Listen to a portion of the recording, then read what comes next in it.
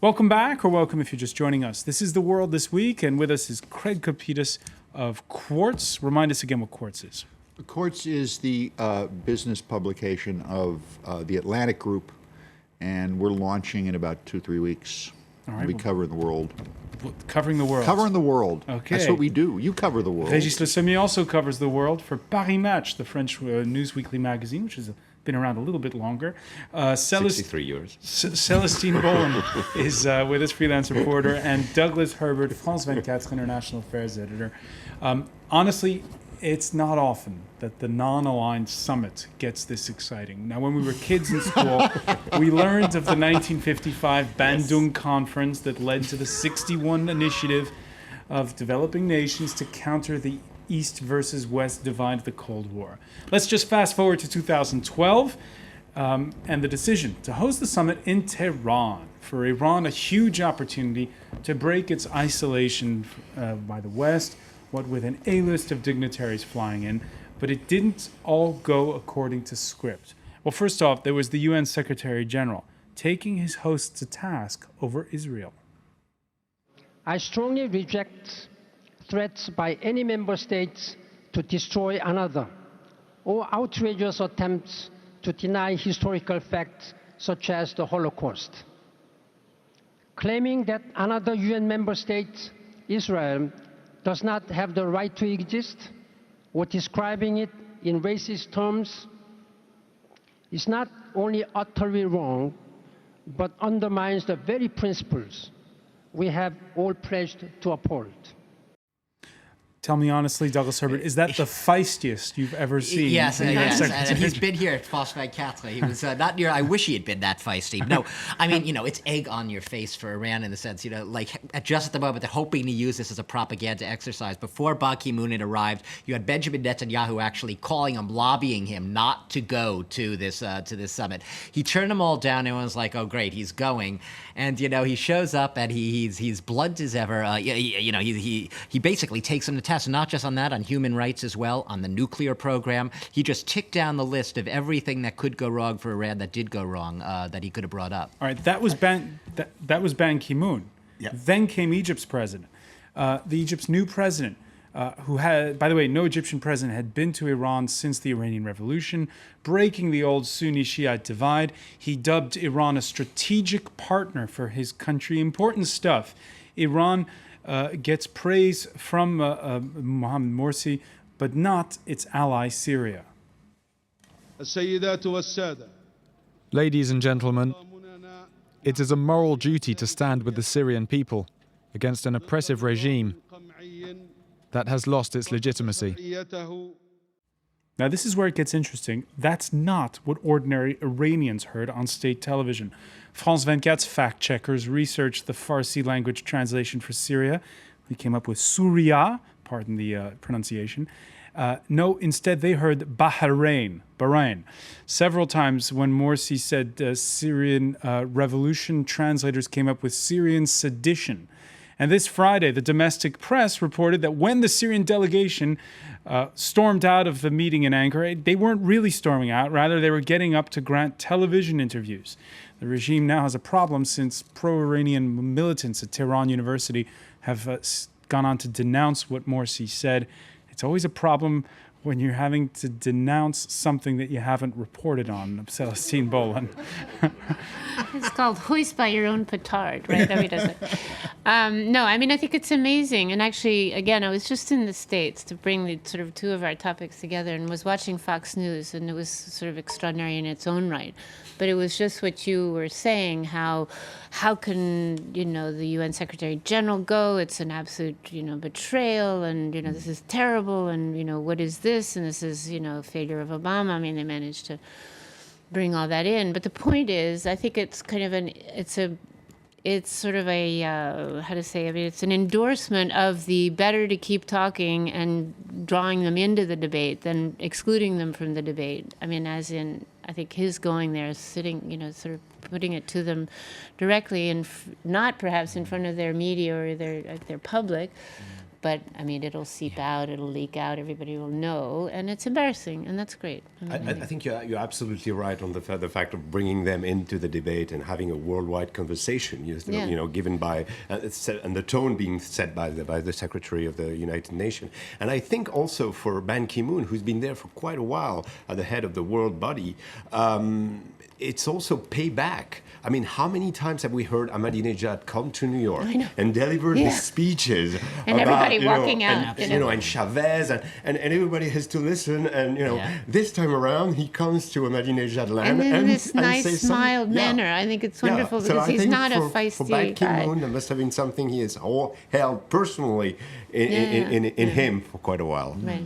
It's hard to put a lid on information, and today inside Iran, Craig Kapitas, a lot of people are furious at their own leadership over the way they've been reporting on the non-aligned summit. You got to wonder if Tehran will volunteer to host it again at this point. The Iranian people over the years have continually been frustrated with false reporting and manipulation and propaganda by the government. It just goes on and on and on and on. But it's the mullahs who have the guns.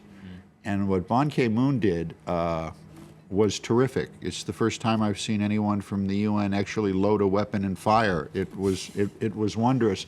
And let's not forget what Morsi did has equal repercussions.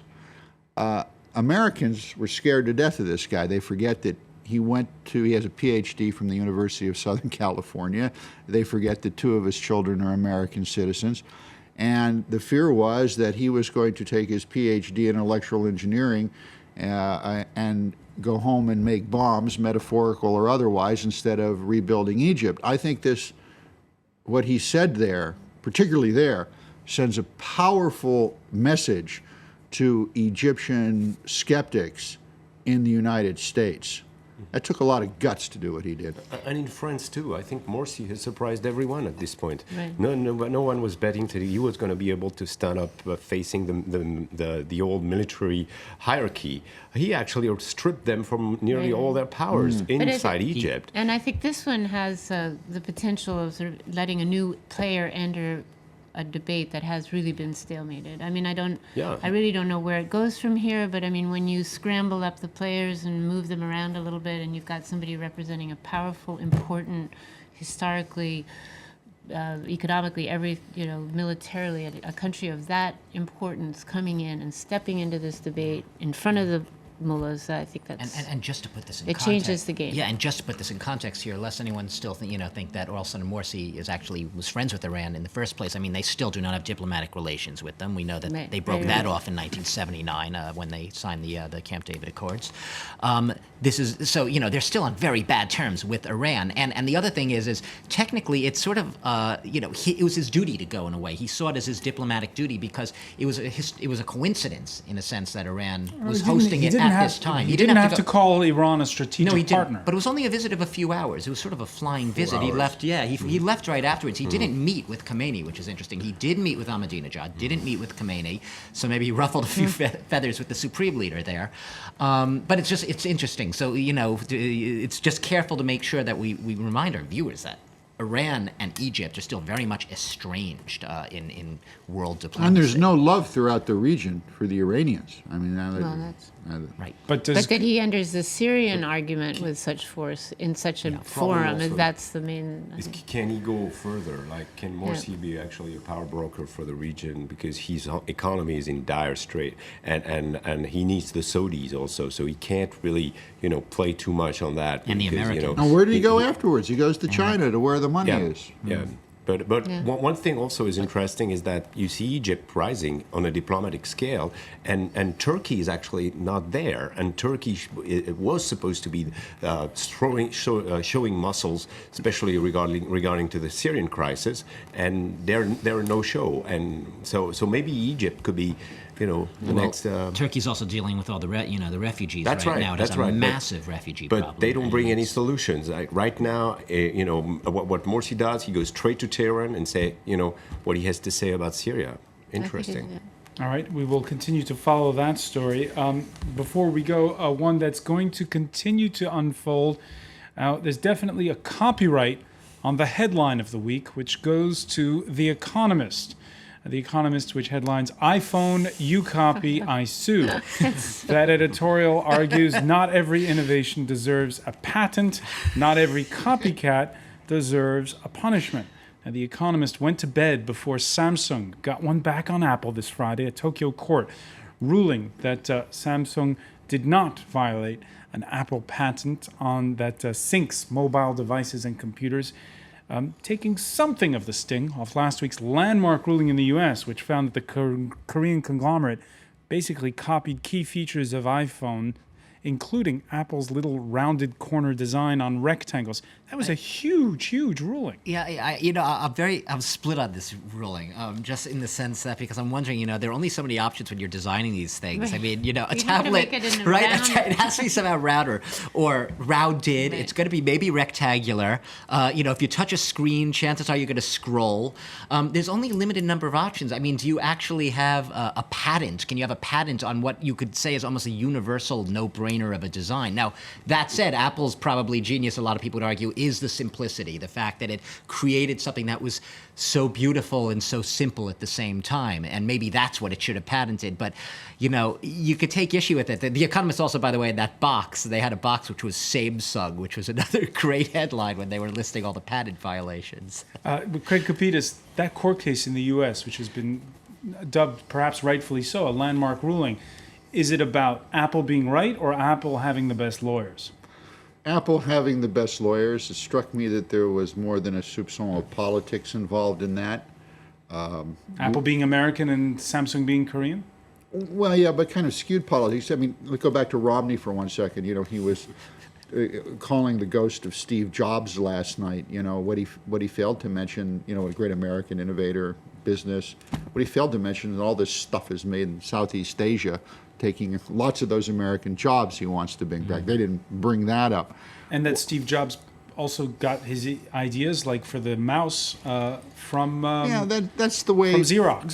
That's the way it works. That what I find curious about this, I felt that Apple was a little bit too bullying and hubristic after they won this case in the United States, going nya nya nya nya nya, leaving all these people who have Samsung phones that could be rendered useless, and they have to turn them in.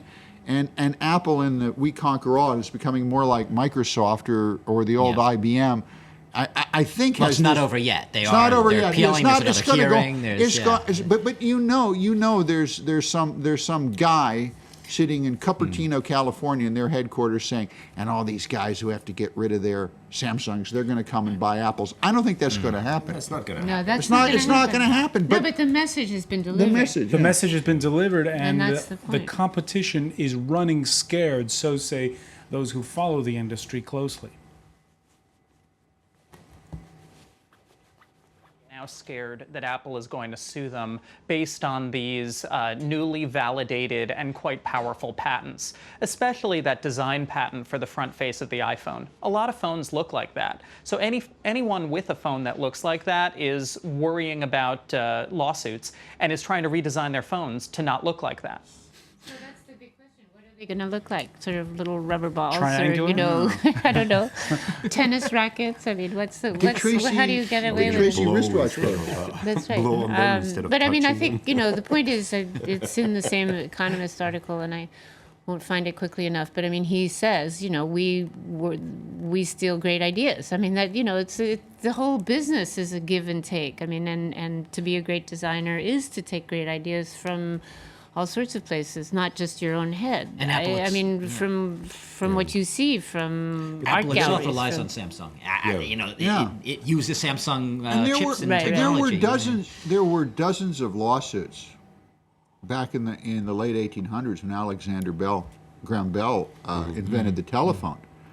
He almost went bankrupt and all of that. In fact, he got so fed up with it that he went back to teaching the deaf, which was his original job during the Garfield administration, by the way, when that happened. I just thought to point that out to you. So there's nothing new here. Well, what's new is the sum. And the sum, yeah, the the sum amount. is new, and the fear is new, and the size of the industry that's It's now not that much for Samsung, though, right? The billion. What's also I mean, say- they can. No, they have the yeah, cash. but I mean, if you're the little guy who's You afraid of you it. mentioned the sum. Apple's share price, unfazed by Friday's ruling out of Tokyo, again hitting record highs or flirting with them, making it the world's most valuable company ever. When you look at the way Apple stock has shot up over the past 10 years on that chart, Régis Le Sommier, with all business stories, what goes up must come down afterwards. But Apple certainly now I don't think becomes this the one's monolith. not going to crash. I mean, This isn't a bubble. No, Apple's no bubble. No. No, it's no bubble. I mean, the thing with what's probably going to happen is the Samsung case was a sort of run-up for a bigger case that's going to happen, a bigger fight's going to happen between Apple and Google. That's two different philosophy. One is about property, the other one is about being open. So it's going to be a huge fight, I think, between those two on a much bigger scale than what we've just seen. The winner in this is Nokia. Yeah, The winner in this is Nokia, which has been, in the doldrums. They got this new deal with Microsoft. Every deal has a winner and a loser. Samsung, at the moment, we'll see the appeal. Samsung short-term market, is the loser. I haven't looked at Nokia's stock, but this has got to be helping Nokia. All right, a hot tip there from Craig Kapitas. And I don't know how hot it is. Lukewarm. Lukewarm. Okay, lukewarm. Oh, there's already a disclaimer. Anyway, There it goes. we'll have to leave it there. I want to thank you, Craig Kapitas. I also want to thank Celestine Bowen, Régis Le Sommier, and Douglas Herbert. Thank you for joining us here in The World This Week.